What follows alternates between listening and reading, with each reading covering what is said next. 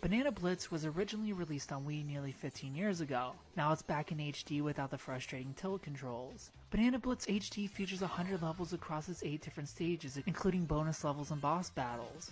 And if you have the patience to get through this campaign, you'll even unlock a bonus character, Sonic. You'll start by choosing your character all with different stats, and you'll get to banana collecting and trying to reach the end goal, chasing scores, trying not to use it continuing throughout the world's levels. As you could imagine, Super Monkey Ball Banana Blitz gets more challenging as the game progresses. However, it isn't really a steady challenge. In fact, towards the end of the game, it starts being a bit of random with its difficulty, and this is where the flaws of Super Monkey Ball start coming out. The game starts great, you feel challenged and engaged. No matter how many times you die, you feel like with a little practice, patience, or maybe a different monkey, you can get through this stage, and this is true for most of the game. However, from World 5 onward, Banana Blitz throws in what I call a progress blocker, a level that feels practically impossible. This is where skill and patience fly out the window. Here you'll have to go across narrow beams with nothing but luck, as they demand certain angles, momentum, and timing. That again, you need luck to set up and execute. Because when it comes down to it, Super Monkey Ball feels less about controlling a ball with different speed, weight, size, or balance as the stats suggest, and more about trying to control a slippery bar of soap in a bathtub. There's just no friction here, there's no control. You can't hop in a narrow beam an inch forward. Even if you could, you have no control over the camera angles, so you have that working against you as well. You instead have to hop on with certain momentum at a certain angle, or you'll instantly fall off,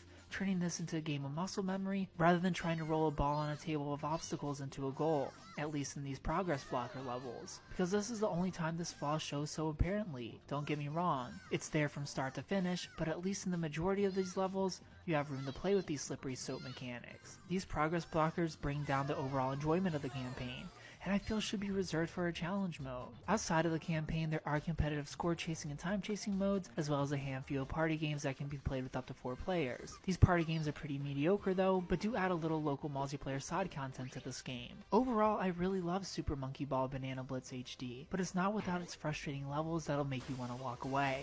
I give Super Monkey Ball Banana Blitz HD a 7.5 out of 10.